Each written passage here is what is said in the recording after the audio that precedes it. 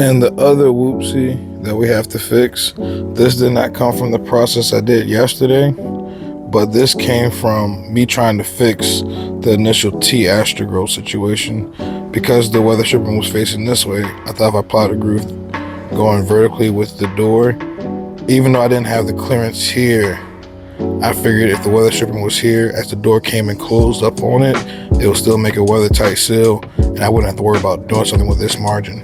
But my T-slot cutting bit, I actually damaged it on the other door you guys probably have seen already, that large barn style door that I did. When I was cutting the slot at the bottom for that door, because that was like a layered construction, I hit a few nails at the bottom while cutting that bottom slot. I didn't think about it, so when I came to try to cut this slot here, the bit was already dull, so it had some burning and she wobbled. So we're gonna fill this in with the Stave Shim situation, or Stave Shim technique that I showed you guys that I did around the mutton bars. We're gonna cut a few Stave Shims, we're gonna make the T-Astrogrow molding, and then we're gonna re-glue it, fill this, sand all this up, and get this looking brand new. And you guys won't even notice. That is how you can tell how good a carpenter is. If they can make a mistake and then fix it, make it look like it never happened, that takes skill. A little stressful to go through, but I'm glad I have the techniques and skills to get it taken care of. So follow me along for that process.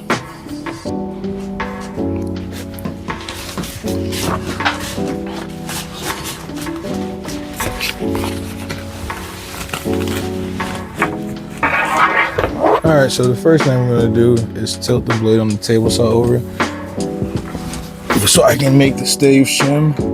I could go with a regular vertical shim, but the idea of tilting the blade over allows it to make a wedge so it can fit inside of varying size grooves.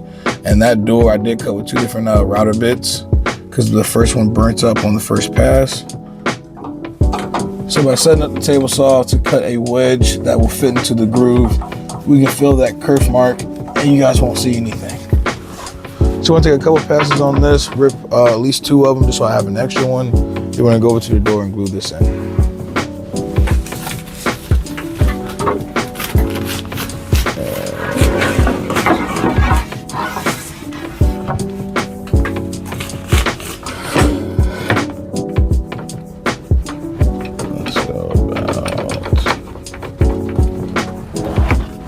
There.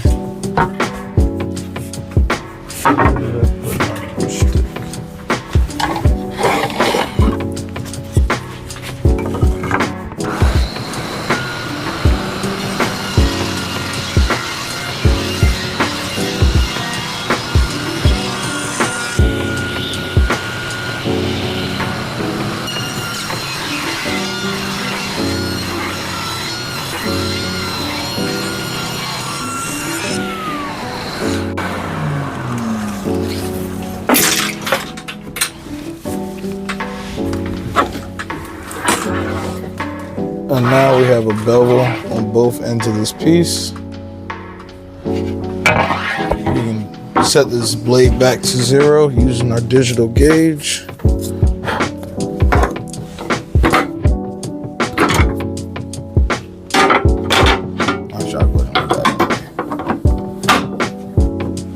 I'll raise the blade up all the way.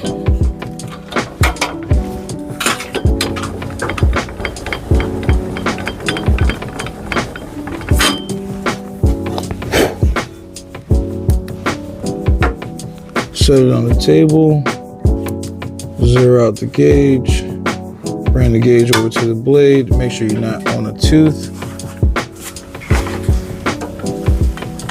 So yeah, the cut that we just made was at about 3 degrees. I didn't really check it down here, but that was about a 3-degree cut, and I want to bevel her back to 0.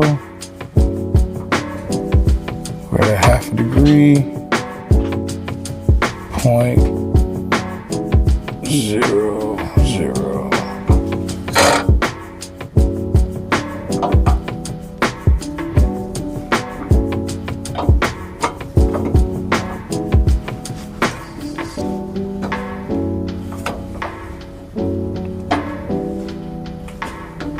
Right there.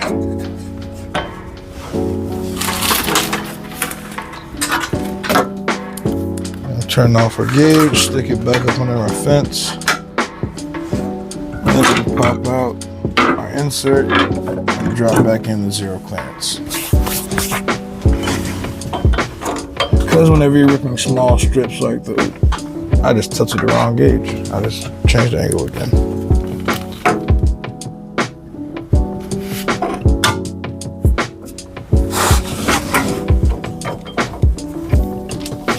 I forget sometimes this saw has the two rolling wheels on them. So sometimes I mess around and I adjust the angle when I mean to only raise the blade.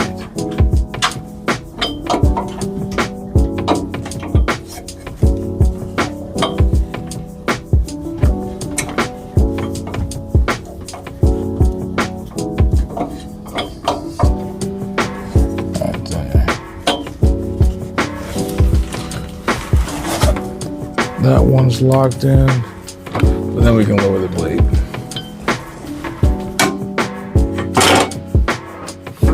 And for setting the blade height, we only want the gullets to just clear the board.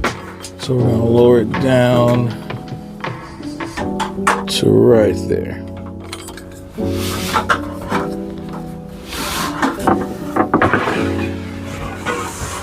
And now for setting the fence for this cut, don't really have a good way to do that. Let's see. I want at the max height for it to be a 1/4 inch, maybe 5/16. So I know that as I wedge it down, it will clear. So let's go.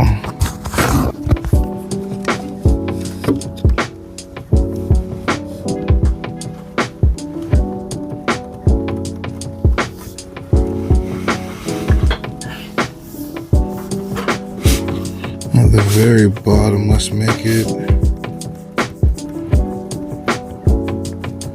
Actually, let's go a heavy 1/8. And I'm just gonna do a rough transfer line up to the top, something like that. Because this still has the bevel at the top, it's smaller at the bottom. So if I make it a heavy 1/8 down there, heavy 3/16, it's about a 1/4 at the top. So we'll go with that.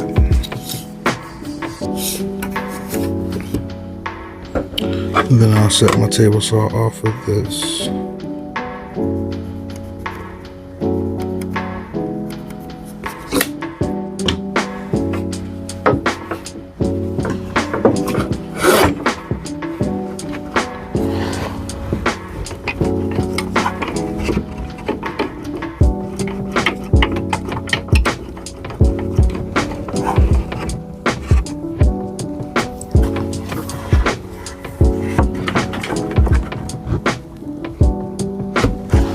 That looks about right.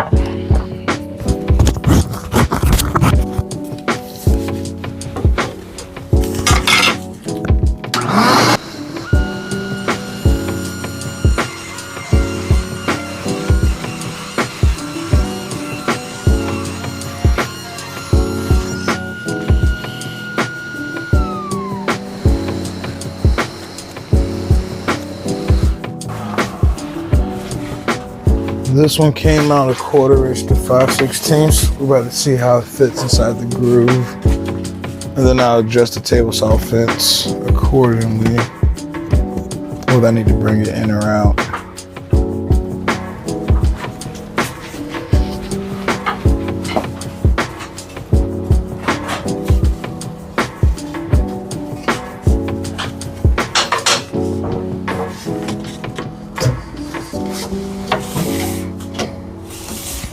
Yeah, it needs to be a little bit smaller.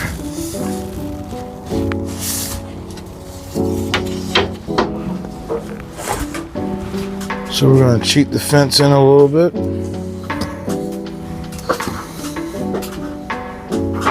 Then make a rip on the other side.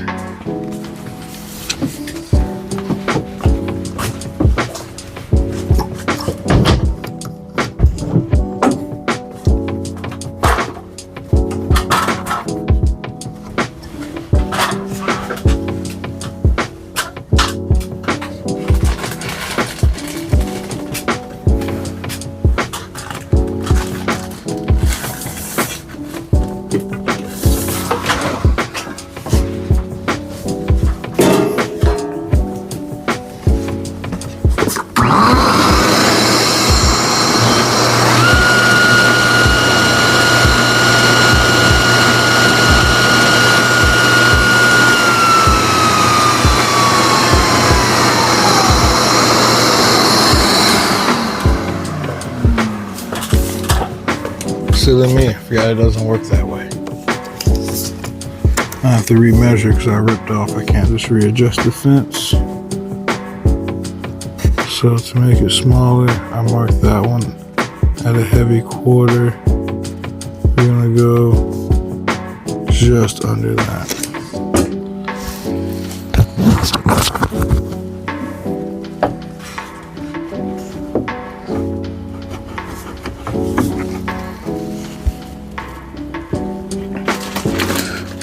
And this is where one of those thin rip jigs would help out a lot. I plan to probably make one after this project here.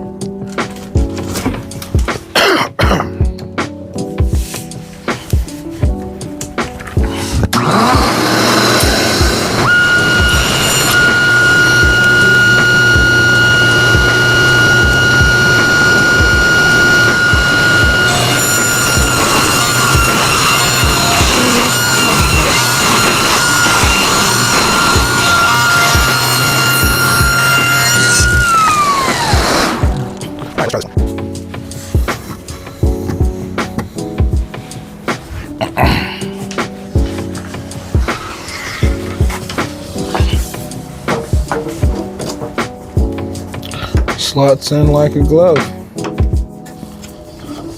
A little bit of glue, and we can tap this on in.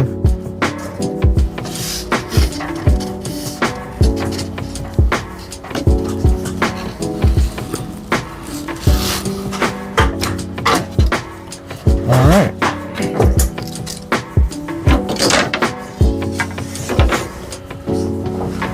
Next thing is to make the tea Astra gold. We also still need to fine tune the Stave Shim to fit in there snugly. We're going to do that in the next video. But if you guys have enjoyed, let me know down in the comments. Leave me a like and subscribe. And I'll see you guys in the next one. Peace.